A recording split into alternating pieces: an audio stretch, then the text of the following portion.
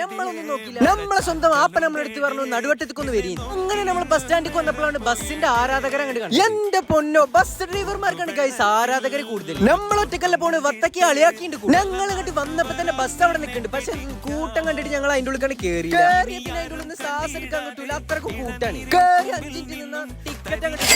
ഇതാണ് ടിക്കറ്റ്. എത്ര? 66 റുപ്യ. 66 റുപ്യ മുപ്പര അങ്ങോട്ട് വാങ്ങി. ബസ്സിന്റെ ചെറിയ ഗ്യാസ് നോക്കിയാൽ തന്നെ ഊസിമല ഇവിടുന്ന് കാണിച്ചു.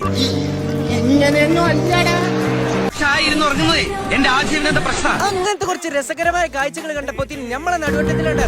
ഇവരെ ഞാൻ എവിടെയോ അവിടെ ഇറങ്ങിയിട്ട് ഇപ്പത്തേക്ക് നോക്കിയപ്പോഴാണ് നമ്മളപ്പം പഠിച്ച മഹേന്ദ്രനെ കണ്ടത്. അവിടുത്തെ താത്തയാണ്. സോറി, മൂപ്പത്തിയെ കണ്ട ഞങ്ങൾക്ക് താത്താന്റെ മാരിയല്ലത്. അക്കേണ് ഞാൻ ഇപ്പൊ കാണിച്ചത് ആ കടയ്ക്കുള്ള ലൊക്കേഷൻ ആണ്. എല്ലാവരും അവിടെ പോയിട്ടാണ് കഴിക്കുക. ഈ കാണുന്ന 2 മുതല്, അതിലൊരു മുതല് ഞാനും ഇന്നൊരു മുതൽ ആപ്പിയാണ് എടുക്കാൻ പോകും. അങ്ങനെ നമ്മൾ പോകുമ്പോഴാണ് വണ്ടി കണ്ട് കയറി കുത്തർന്നു. എന്നിട്ട് ഒരു ആറ്റിറ്റ്യൂഡ് അങ്ങോട്ട് ഇട്ടു. അത് പിന്നെ ബസ്സിൽ മസ്റ്റ് ആണ്. എന്നിട്ട് പെരയിക്കണ്ട് പോയി ബാക്കി നാളെ